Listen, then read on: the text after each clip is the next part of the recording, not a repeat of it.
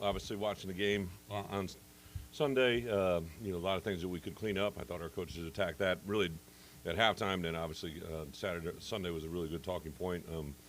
From an injury standpoint, Aiden Lawfrey, I think he'll practice tomorrow. If not, should be good to go by Wednesday. And Dylan Rosiak, almost the same thing. I just met with Dylan about a half hour ago. Seemed to be excited. Jaheim felt a lot better running yesterday, so there's a good chance him be out there. Xavier Scott, all the x-rays were normal, so he might be a little bit sore yet tomorrow, but I expect him to practice Wednesday or Thursday. And then Justin Bowick didn't get anything, but all the x-rays were negative, so got a good chance for him to be out there Saturday as well. So excited about that. A very good football team here, obviously a college football playoff team. A year ago, I really didn't know Siggs before him coming in the league. Obviously had heard of him, his name, and really enjoyed the last year and a half with him in the coaches meetings. So we sat right by each other last year in L.A. spring meetings and had a chance to be around him. And this football team, offensively, defensively, and special teams, I think, are as well a coach as anybody will see. They definitely have complimentary football written all over it.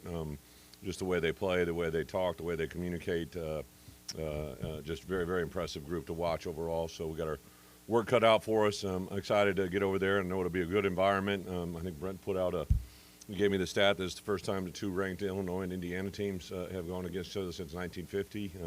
I was shocked at that. I remember being a player against Indiana. I think they had a running back named Thompson. I'll go to the living legend. Is that right?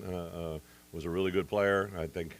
And obviously when they had Antoine Randall was an exceptional football talent. So and then the last time we went over there, obviously the fallout from that game, was one that really hurt us and stung. But hopefully going to be better prepared on Saturday. I think we got a lot of really good football players who know how to play and have been excited to start Big Ten play, and we'll get that going this Saturday. So with that, open up for questions. You were intentional in the training camp about having night practice. Yeah.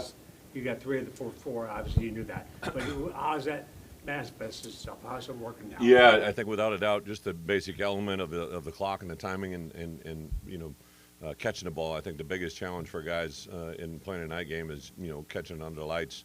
Just like 11 o'clock can be a challenge where the sun is, right? Like when you're looking up, catching kicks, that's probably always been my biggest issue when you're dealing with night games or early day games with the sun. So, but I think overall our guys, especially a large amount of them, even guys, you look at Hudson Clement probably played his best game on Saturday, and he played a lot of night games before coming here. And we got the 3 Wisco guys who play a lot of reps for us. They played a lot of night games at Wisconsin. So even though we're getting guys for the first time being with us, they're coming from programs that played a lot of football. Melvin Priestley. Yeah, no problem. Yeah, he could have actually, I think, went back at the end of the game, but we just want to get Dez some reps. We hadn't really rotated guys through, and Dez just continues to be very impressive. So yeah, Melvin's clear. Brent, when you watch Indiana run the football these first 3 games, especially what they do up front with Bob coaching their offensive line. Yeah. Imagine you and Aaron and JMO kind of watch that and go, yeah, seen that before, know what that is. Yeah, different type of run game than we had when we were together at Wisco.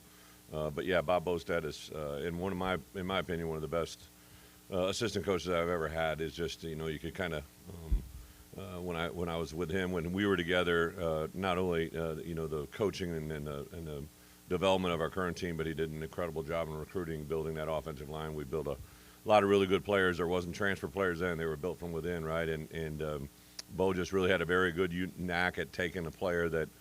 He saw a certain skill set, and we got him in our program. And our strength coach and our strength and conditioning and the way we build them obviously led to a lot of success, and they're doing that same thing now.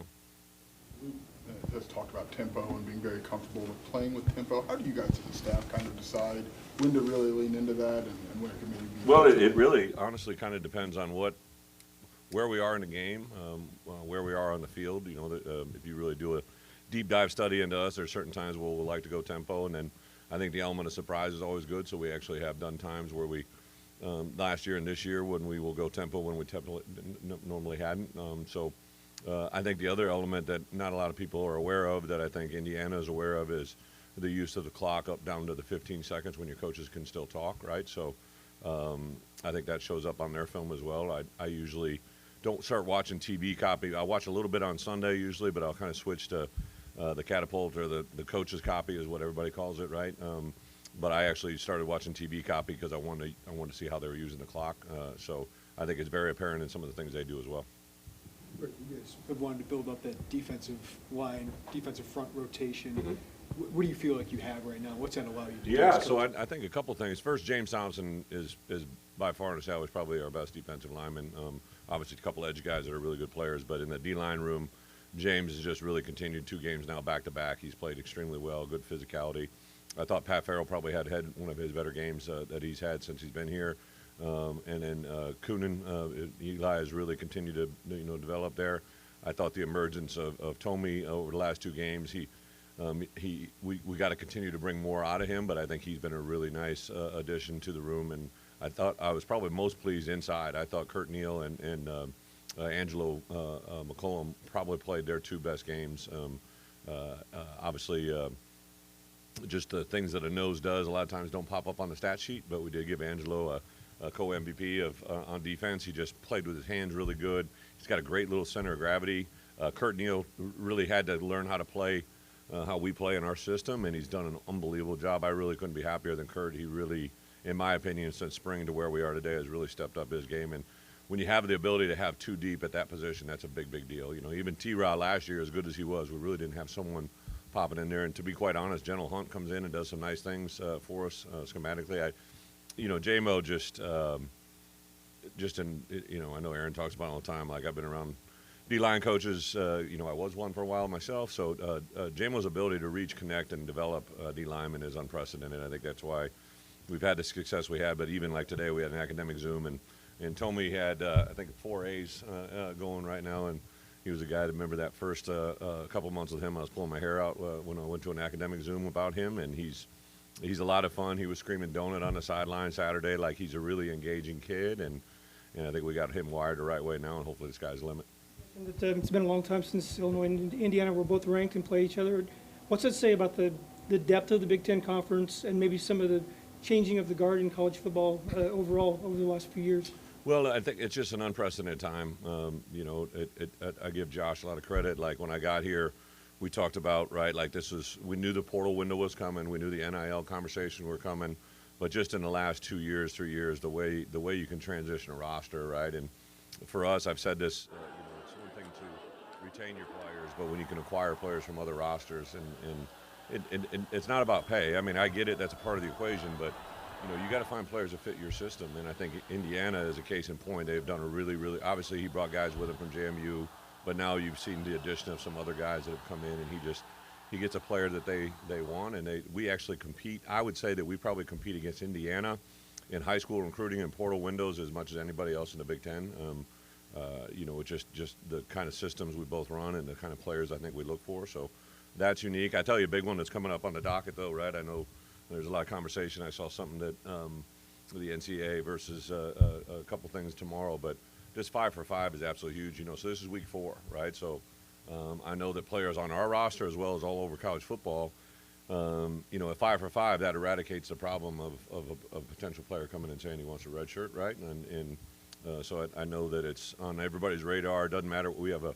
I'm on a committee that basically represents all of college football, and I, as a AFCA, American Football Coach Association, work with Craig Bowl on that, and the uniform stance with all coaches. They want the 5-for-5 as soon as we can get it, because I think it could really affect rosters in a negative way here in the next couple of weeks. That's kind of scary to think about. So that's just another factor in today's world that we're living with. But yeah, without a doubt, I think the Big Ten, the SEC, ACC, Big 12 have continued to separate themselves. And obviously I'm part of the Big Ten, so I'm a little biased, but I think also the SEC, you watch games this weekend. I saw the Georgia-Tennessee game a little bit. When you play a night game, you get to see some of that stuff during the course of the day. And Saturday night I went back, and my wife and I, when we got back from here, we sat and watched the Cal Minnesota game, and obviously Cal's a really good football team as well. So there's good football everywhere. So Kurt is a well-coached team. What do you see to say that? There's very few plays that you can tell there's a mental breakdown, or we always say that more games are lost than won in our program, penalties, mental errors, and turnovers, and they just don't do those things, right? And I think a tail is always special teams. Like, you can have a group that has a really good offensive unit, defensive unit, but when special teams falls in line with that, that's usually something that kind of just goes ding, ding, ding. This is universal approach. And I think just the fact that those coaches have stayed with him right through everything. Obviously, he's kept putting his. Everybody keeps getting bumped in salaries, which probably makes it a little easier too. But you just meet an Indiana coach and they love the game, right? It wasn't surprising. Bob Bostad, who he didn't know, right? He retained him, but Bo fits that DNA, right, of what it plays out. I did want to say this in my opening press. Also, congratulations to Kirk Ferentz when he said Kurt.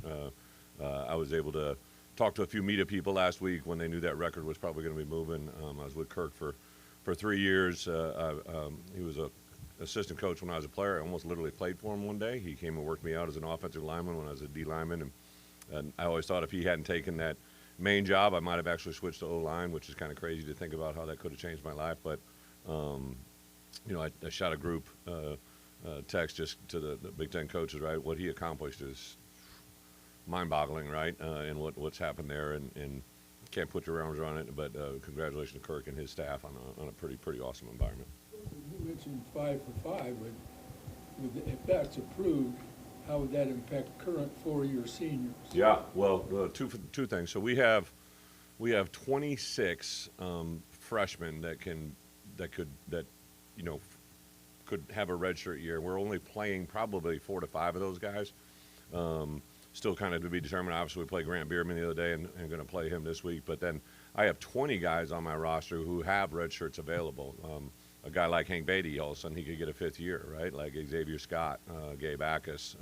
Not saying they will, but that's available. And there's, Angelo McCollum, the guy played for us as a freshman, right? So he gets another year back. All these guys that have again, like Xavier and Gabe are extreme because they played so well as freshmen. They never redshirted and have never been injured. So they have that year available. Now, I think they're also going to be very high draft picks, so I don't know if I can afford them. But like that element is there, right?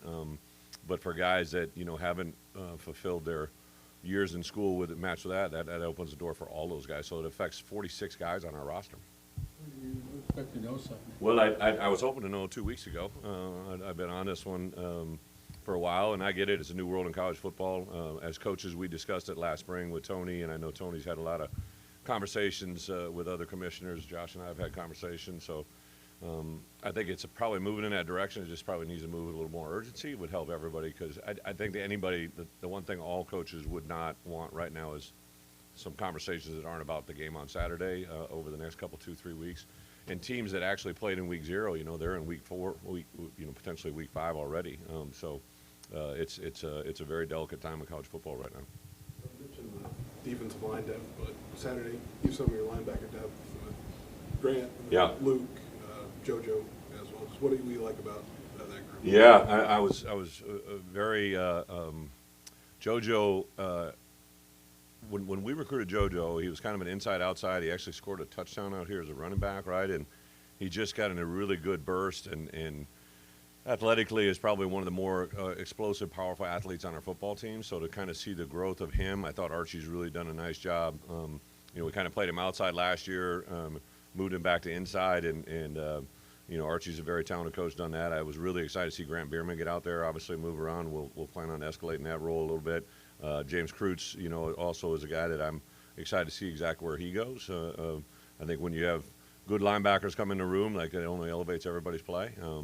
And then another guy that has just really continued, in my opinion, Malachi Hood. Just he ran down the quarterback there. He's a very explosive athlete that can do a lot of different things, and he just needed confidence. And it's fun to see that room grow. And I literally just met with Rosie. I know he is chomping at the bit to get out there, and I think he back in the mix. He just makes everybody else around him really good. One more after this. Gabe, obviously, but on the other side, at outside linebacker, that combo of Alec, Leon, Joe, Daniel, when he's healthy, what's that do for you? Yeah, I thought Alec played his best game. We actually gave him MVP. He did a nice, there's a play that was they tried to out-leverage him to the right, and they motioned a guy in, and he just squared up, did a nice little move to get outside on perimeter. It was a really, really good outside linebacker play. I haven't seen him make that at this point, so super excited for Alec. Leon Lowry continues to grow. Joe Barna had a little bit of a back issue. It was funny because he had I said, did you, just by chance, I said, hey, what are you sleeping on? And he looked at me and he goes, oh, I just got a new mattress. I said, ding, ding, ding. Sometimes new mattresses give new problems, right? So he was in the process of recalling his old another problem of NIL. They hadn't thought about that, right? Now guys have to spend money on new mattresses more than everybody ever thought.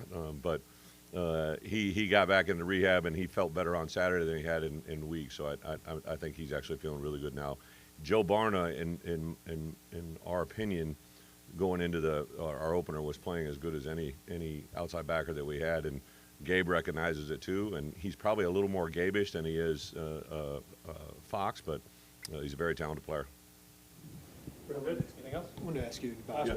David Olano is 23 for 23 on touchbacks for kickoffs.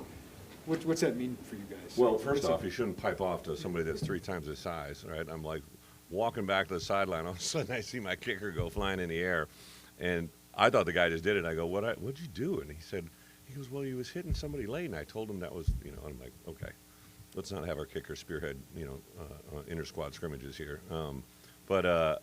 He's just, what I love about David, he came to high school camp. He's an extremely confident kid. And he literally came up to me and he said, Coach, if you want to start off kicking into the wind, a lot of times I'll take the win in the second half if I feel if you got to play to win in the fourth quarter, you're setting yourself up for failure, right? So I usually just do with what can bring success. So critical point, we're coming out of the locker room at halftime. It's 10-0. I knew we needed to do something, right? We could have been sitting, if they had hit that field goal and got in at the end, it could have been a 10-10 game. So I just really felt we needed to start with urgency in that second half. So I took the win because I knew we were going to be kicking off. But he said, Coach, I can kick it off to going the other way in the end zone too. But I wanted to feel good about everything. But his confidence through the roof on kickoff, I do think we got to think about we are scoring some points now. And you kick 5-6 kickoffs in addition to the PATs, like you could strain a guy. That's why I put Osada in there at that last kick. I just felt where we were at a good spot. He was feeling good. Let's have somebody else. Plus, we hadn't covered a kick yet. So to get that on film, and Sabor Kareem did an awesome job. But, yeah, David's been extremely talented in the kickoffs as well.